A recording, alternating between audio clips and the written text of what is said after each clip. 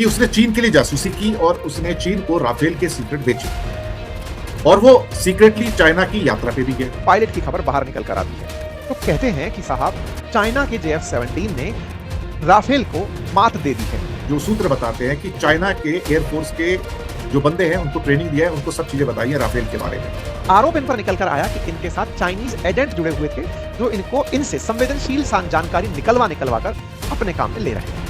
सच बात तो ये है कि भारत के लिए ये एक किस्म से बहुत बड़ी चेतावनी है, क्योंकि भारत शायद अभी भी उतना शायद तैयारी में नहीं है।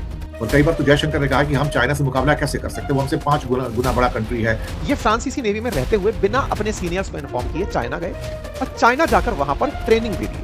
किस बात की ट्रेनिंग दे दी कि फाइटर जेट्स कैसे काम करते हैं, लैंडिंग कैसे होती है, डॉकिंग कैसे होती है। भारत के पास राफेल है, लेकिन राफेल तो स्टेल्थ है ही नहीं ना, उसको तो बड़े आराम से ये S-400 वगैरह कैच कर लेते हैं। अब आप कहोगे मैं S-400 की बात क्यों कर रहा हूँ। JF-17 और J-10 को लेकर के कहा कि इस तरह से पाकिस्तान के पास जो J-10 है उसने राफेल को मार गिराया। इस तरह से इन्होंने थंबनेल बनाकर अपना वीडियो डाला कि उसने चीन के लिए जासूसी की और उसने चीन को राफेल के सीक्रेट बेचे और वो सीक्रेटली चाइना की यात्रा पे भी गया। This man went on the China's travel also, और वहां पे जाके सुना है, जो सूत्र बताते हैं कि चाइना के एयरफोर्स के जो बंदे हैं उनको ट्रेनिंग दिया है, उनको सब चीजें बताई है राफेल के बारे में भी। इसी पायलट ने क्लेम किया था कुछ समय पहले कि ऑपरेशन सिंदूर के अंदर एक राफेल गिरा था और चाइना की मदद से गिराया गया था। कंफर्म न्यूज उसने बताई थी कि इसको कोई डिनाई नहीं कर सकता कि 1 Rafale was down by Pakistan fighter aircraft. ये बात पुख्ता तौर पर उसने कही थी। और हाँ, गवर्नमेंट ऑफ इंडिया नहीं मानती, अलग बात है, लेकिन इंडिया के एयरक्राफ्ट तो गिरे। और भारत के एक डिफेंस अटैची थे, मुझे लगता है शायद साउथ ईस्ट एशिया में कोई एक जकार्ता में किसी एक जगह पे एक समिट था, वहां बात कर रहे थे, करीब 4 से 5 एयरक्राफ्ट गिरने की बात की थी। और उसके बाद हमारे जो CDS थे, कंबाइंड डिफेंस सर्विसेज चीफ, उन्होंने भी कहा था कि जंग में नुकसान होता ही है, अगर इसमें नुकसान हुआ एयरफोर्स का या किसी और का भी, तो उसमें कोई नई बात नहीं है। यानी कि एक्सेप्टेंस तो है कि हाँ आपके विमान गिरे हैं, नंबर नहीं बताएंगे, लेकिन नंबर तो कभी ना कभी बाहर निकल कर आ ही जाते हैं। सच बात तो यह है कि भारत के लिए ये एक किस्म से बहुत बड़ी चेतावनी है, क्योंकि भारत शायद अभी भी उतना शायद तैयारी में नहीं है। और कई बार तो जयशंकर ने कहा कि हम चाइना से मुकाबला कैसे कर सकते हैं, वो हमसे 5 गुना बड़ा कंट्री है, उसकी मिलिट्री भी हमसे 5 गुना बड़ी है, इकोनॉमी 5 गुना बड़ी है। तो एक किस्म से जयशंकर जैसे बंदे ने, और यानी कि मोदी रजीम में कहा जाए, तो पहले हथियार डाल दिए वहां पर।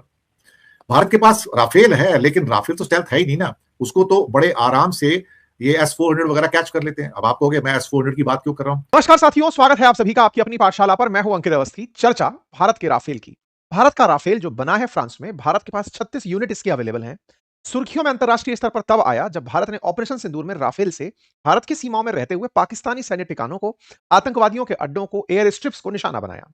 भारत पाकिस्तान के बीच में जिस तरह से ऑपरेशन सिंदूर के दौरान फाइटर जेट्स का शक्ति प्रदर्शन हुआ और भारत ने जितना पॉइंट पॉइंट के साथ प्रिसाइजली अटैक किया, चर्चा दुनिया भर के अंदर लड़ाकू विमानों को लेकर छिड़ गई। एफ फाइटर जेट में राफेल बढ़िया है या F-35 बेहतर है, F-16 बेहतर है, सुखोई बेहतर है या फिर JF-17 चाइना वाला बेहतर है, एक होड़ मच गई। ऑपरेशन सिंदूर जहां एक और राफेल का शक्ति प्रदर्शन कर रहा था, वहीं दूसरी ओर दुनिया भर में चाइना की मदद से पाकिस्तान फेक नैरेटिव फैला रहा था। फेक नैरेटिव इसलिए भी क्योंकि चाइना भी अपने फाइटर जेट्स दुनिया को बेचना चाहता है, लेकिन बदकिस्मती से उसके एक भी फाइटर जेट ने युद्ध में पार्टिसिपेट नहीं किया है, क्योंकि चाइना खुद युद्ध करने से डरता है। इसीलिए पाकिस्तान की मदद से उसने एक फेक नैरेटिव वॉर चलाना शुरू किया और कहा कि हमने भारत के राफेल गिरा दिए हैं अपने फाइटर जेट्स से। तो असल में जो पाकिस्तान के पास JF-17 है, जो चीन निर्मित हैं, उनसे उन्होंने भारत के राफेल गिरा दिए। टेक्निकली भारत के राफेल फ्रांस के राफेल हैं, फ्रांस से हमने परचेज किए हुए हैं। तो चाइना, पाकिस्तान और भारत और फ्रांस बहस छिड़ना शुरू हुई राफेल के नाम पर। भारत लगातार खंडन करता रहा कि हमारा कोई राफेल नहीं गिरा, लेकिन चाइना वैश्विक बाजार को पकड़ने की चाहत में फेक नैरेटिव को पाकिस्तान की मदद से इतना फैलाया कि उसे दुनिया भर के कई देशों में प्रदर्शनी देने तक का मौका मिला कि ठीक है, हमारा JF-17 देखो कि हमने क्या किया। नैरेटिव वॉर था। भारत इसको बार बार खंडन करता रहा, लेकिन इसी बीच में फ्रांस के एक पायलट की खबर बाहर निकल कर आती है जो कहते हैं कि साहब चाइना के JF-17 ने राफेल को मात दे दी है। ये एक फ्रांसीसी पायलट खुद कभी राफेल उड़ाता था, उसका दिया बयान था। उसके बयान के बाद ये बात आग में घी की तरह बाहर निकल कर आई कि भाई अगर फ्रांसीसी राफेल का पायलट ये बोल रहा है कि चाइना के JF-17 ने राफेल को मात दे दी, तो ये सुर्खी तेजी से चलने लगी। जब ये सुर्खी तेजी से चलने लगी तो उस पायलट को बुलाकर पूछताछ हुई। ये हेडलाइन आज के सेशन में इसी बात की है कि ex French navy Rafale pilot placed under investigation, उसको पूछताछ के लिए बुलाया गया है। आइए अब इस पूरे मामले की चर्चा करते हैं कि कहानी असल में है क्या। क्या इस पायलट का क्लेम सही है, या इस पायलट के साथ कुछ खेल हुआ है, और चाइनीज जो सरकार है वो पायलट्स के साथ असली खेल खेलती क्या है, कैसे एक पायलट के साथ भी कुछ ना कुछ खेल इसने कर दिया था। सारी बातें पक्ष विपक्ष सारी तर्क आपके सामने लेकर आएंगे। ये वो पायलट है, सरनेम के पीछे शुए लगा है तो इन्हें हम शुए के नाम से संबोधित करेंगे। इन शुए के बारे में पता चलता है कि ये फ्रांस की नेवी के लिए काम कर चुके हैं। फ्रांसीसी नेवी का जो एयरक्राफ्ट कैरियर है उसमें ये राफेल उड़ाया करते थे, और ये कई बार सुर्खियों में चाइनीज कनेक्शंस के कारण रहे हैं। ऑपरेशन सिंदूर जब हुआ तब इनका बयान सुर्खियों में आया था। आगे बढ़े उससे पहले एक फ्रांस के पूर्व पायलट हैं पियरे हेनरी शुए। इन्होंने हाल ही में जो बयान दिए, मतलब पिछले साल जो बयान दिए, उसके चलते फ्रांस में इन्हें हिरासत में लेकर पूछताछ की गई। आरोप इन पर निकलकर आया कि इनके साथ चाइनीज एजेंट जुड़े हुए थे जो इनसे संवेदनशील जानकारी निकलवा निकलवा कर अपने काम में ले रहे थे। इन्होंने उन्हीं दौरान यूट्यूब पर एक वीडियो बनाकर डाला और कहा कि हमने किस प्रकार से, मतलब चाइना वालों ने किस प्रकार से राफेल को निशाना बनाया। ये इनका चैनल है और इस चैनल पर इन्होंने इस खबर को डाला। जब ये खबर बाहर निकली तो इस खबर के साथ साथ ही कई सारे विवाद बाहर निकल गए। विवाद निकले उससे पहले कुछ और बातें भी निकली थी। वो क्या थी? असल में 2019 में इन्हीं शुए के ऊपर, जो पियरे हेनरी शुए हैं, इन पर जांच बैठ चुकी थी। किस बात की जांच बैठ चुकी थी? कि जब सर्विस में थे उसी समय ये चाइना की यात्रा पर गए थे। अक्सर जब आप सेना में हो, किसी प्रशासनिक सेवा में हो, आपको विदेश यात्रा से पहले सरकार से परमिशन लेनी होती है। फ्रांस में भी यही नियम है। ये फ्रांसीसी नेवी में रहते हुए बिना अपने सीनियर्स को इन्फॉर्म किए चाइना गए और चाइना जाकर वहां पर ट्रेनिंग दे दिए। किस बात की ट्रेनिंग दे दिए?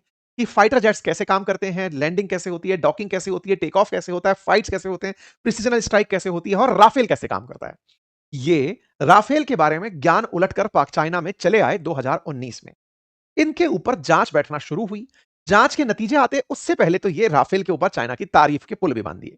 2018 में जब ये गए थे तब इन्होंने एयरक्राफ्ट कैरियर पर कैसे लैंडिंग होती है उससे रिलेटेड काफी सारी जानकारियां वहां पर प्रॉपर तरीके से साझा की थी। इनकी जांच जब होना शुरू हुई तो चर्चा अप्रैल 2025 की निकल कर आई, जब इनके मामले को पब्लिक प्रोसिक्यूटर के सामने रखा गया कि साहब ये इस प्रकार से कहीं ना कहीं विदेशी शक्तियों के साथ हमारी खुफिया जानकारी साझा कर रहे हैं। इंटरेस्टिंग है, मई 2025 में भारत और पाकिस्तान के बीच ऑपरेशन सिंदूर हुआ है और इनके ऊपर जांच पहले से ही बैठ चुकी थी। और जांच के साथ साथ यह बात भी कि इन्हें कहीं ना कहीं चाइना के द्वारा कुछ ल्यूक्रेटिव ऑफर्स दिए गए थे, यानी कि कुछ पैसे खिलाए गए थे, जिसके चलते ये सर्विसेज में रहते हुए चाइना गए थे। यह खबर भी 2023 में आ गई थी। यानी कि एक व्यक्ति जिसने पूरी दुनिया में यह गलत फहमी को बल दे दिया कि राफेल से बेहतर JF-17 है, उस पर 2025 से पहले ये सारी न्यूज कटिंग्स आप 2023 की आप देख रहे हैं, आप 2019 की आप देख रहे हैं, 2018 की आप देख रहे हैं। इस व्यक्ति के ऊपर कई सारी जांच बैठ चुकी थी। और उनके बाद में ये जब निकल कर आते हैं, अप्रैल की खबर निकल कर आती है कि फ्रांस बाकायदा इस बात की जांच कर रहा है कि साहब इन्होंने चाइना के साथ कुछ ना कुछ जानकारियां साझा की हैं। ये हेडलाइन बनकर आती है। फिर अगले महीने राफेल हो जाता है, अगले महीने मतलब ऑपरेशन सिंदूर हो जाता है। ऑपरेशन सिंदूर होता है, उस समय भी ये चुप नहीं रहते, उस समय उनकी तारीफ कर देते हैं। यानी कि जो बात ये कह के आए, जिसके पैसे इन्हें मिले, वो बात ये कहते हुए बाद में भी पाए जाते हैं। इसीलिए इन पर आरोप शुरू हुआ कि आपने राष्ट्रीय रक्षा से जुड़े हुए कुछ गोपनीय रहस्य उजागर किए, विदेशी शक्ति के साथ खुफिया संबंध बनाए, राष्ट्र के मूलभूत हितों से जुड़ी जानकारी एकत्र की और विदेशी शक्ति को संवेदनशील जानकारी उपलब्ध कराई। इनके ऊपर अभी इसी के चलते फिर से जांच बैठी है और इनके इंटेलिजेंट कनेक्शंस की जांच की जा रही है। शुए ने अपनी सफाई में कहा कि मैं 2 दिवसीय यात्रा में गया जरूर था, लेकिन मैंने वहां पर अपनी जानकारी साझा नहीं करी। लेकिन साहब, ऑपरेशन सिंदूर में ही इनका विवादित बयान चर्चा में रहा था, जब इन्होंने 14 मई को अपने डाले गए एक वीडियो में कहा कि पाकिस्तानी वायुसेना का J-10 और J-10 लड़ाकू विमान और PL-15 लंबी दूरी की जो मिसाइलें हैं, उन्होंने राफेल को मार गिराया। इन्होंने बाकायदा JF-17 और J-10 को लेकर के कहा कि इस तरह से पाकिस्तान के पास जो J-10 है, उसने राफेल को मार गिराया। इस तरह से इन्होंने थंबनेल बनाकर अपना वीडियो डाला था कि इनका JF-17 और J-10 राफेल किलर है और चीनी वायुसेना का अब तकनीकी दबदबा स्थापित हो चुका है।